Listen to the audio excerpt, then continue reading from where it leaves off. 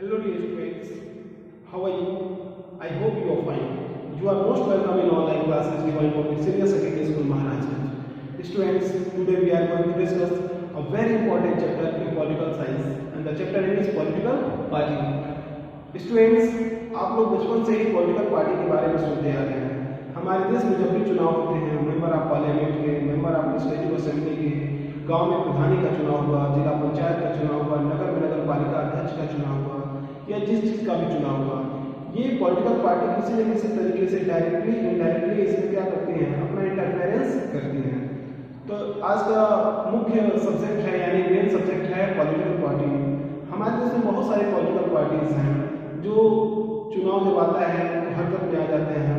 अगर उनकी सत्ता बन जाती है तो वो देश में सरकार बनाते हैं और अपने अकॉर्डिंग देश को सरकार के हिसाब से मतलब सरकारी लोग चीज़ों को हैंडल करना शुरू कर देते हैं। तो यही सारी चीज़ों को हम लोग को पढ़ना है पॉलिटिकल पार्टी के रूप में। अगर हम बात करें मुख्य रूप से कुछ पॉलिटिकल पार्टी के बारे में हमारे देश में, तो Bharatiya Janata party, Indian national Congress, Bahujan Samajwadi party, Samajwadi party, Trinamool Congress, Shiromani Akali Dal, उसके बाद CPI communist party of India, Marxism communist party of India, ऐसे बहुत सारे पार्टियां हैं जो हमारे देश में काम करती रहती हैं पब्लिक वेलफेयर के लिए, इलेक्शन कम्पिटिट करने के लिए और भी बहुत सारी चीज़ों के लिए। ओके स्टूडेंट्स, इस टॉपिक के इस सब्जेक्ट में आज हम लोग 4 पॉइंट को डिस्कस करेंगे। पहला पॉइंट है आपका इलेक्शन, दूसरा है डिक्लेरेशन ऑफ पॉलिसीज, तीसरा है मोल्डिंग ऑफ पब्लिक ओपिनियन, चौथा है selection of candidate and participation in election. इन चारों चीज़ों को हम लोग समझेंगे।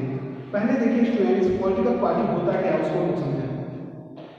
ए political party is a group of people who come together to contest election and hold power in the government. एक पॉलिटिकल पार्टी क्या होता है?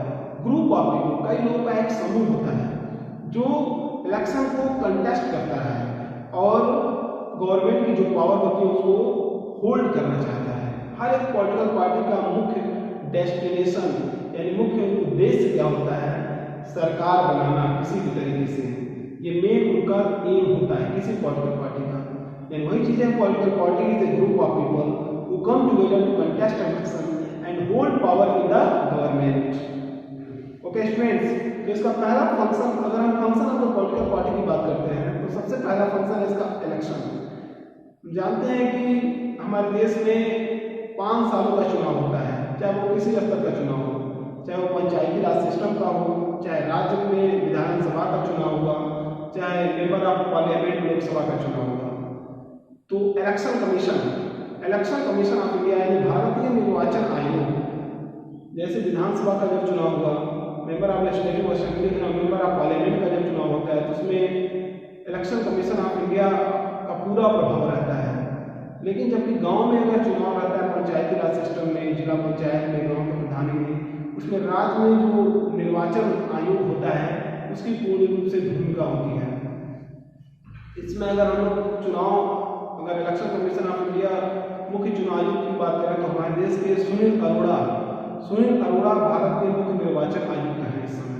ये भी आपको जानना चाहिए। स्टूडेंट्स, कई सारे देश हमारे विश्व में बहुत सारे ऐसे कंट्री हैं जो डेमोक्रेटिक हैं, बहुत सारे ऐसे कंट्री हैं जो मोनार्की सिस्टम को फॉलो करते हैं, बहुत सारे ऐसे कंट्री हैं जो डिक्टेटरशिप को फॉलो करते हैं और भी तमाम तरीके के सरकारी चीज़ों को फॉलो करते हैं। लेकिन सबसे बेस्ट कोई गवर्नमेंट होता है उसको लोग कहते हैं डेमोक्रेटिक गवर्नमेंट, यानी प्रजातंत्र वाली जो सरकार होती है उसके तुलना में कोई भी सरकार उसके बराबर नहीं खड़ी हो सकती है। अगर प्रजातंत्र है तो वहाँ पर डेफिनेटली सबको मौका तो मिलना ही चाहिए। कहा जाता है कि political party is the blood of democracy. Political party जिस तरह शरीर में रक्त का जो काम होता है, हमारा शरीर तभी सही से चल पाएगा जब हमारे शरीर में प्रॉपर वे में ब्लड सर्कुलेट करें, काम करें, एक्टिव रहें। तो किसी भी डेमोक्रेसी में, किसी प्रजातंत्र में वहाँ अच्छे तरीके से देश तभी चलेगा जब वहाँ पर पॉलिटिकल पार्टी अच्छे तरीके से काम करें।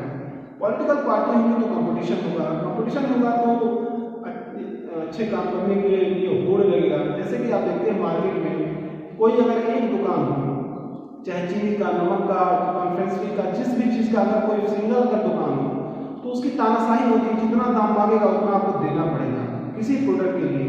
लेकिन जब उसी मार्केट में कम से कम नहीं तो 10, 15, 20 अगर दुकान 100 अगर और आ जाते हैं तो जो अकेले कर रहा था वो नहीं कर पाएगा, क्योंकि 20 लोगों के बीच में क्या हो गया, कंपटीशन हो गया। तो जो सबसे बढ़िया काम करेगा, जो सबसे सस्ता में सबसे बेस्ट चीज़ों में काम करेगा, उसी को लोग ज़्यादा पूछेंगे। तो वही सेम सिचुएशन अप्लाई होता है हमारे पॉलिटिकल पार्टीज पे।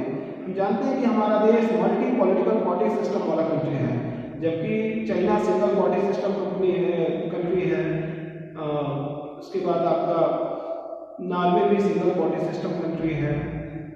अगर हम डुअल पार्टी सिस्टम की बात करें तो America, United state of America, यहाँ पर 2 पार्टियां काम करती हैं, एक है डेमोक्रेटिक पार्टी और दूसरा है रिपब्लिक पार्टी।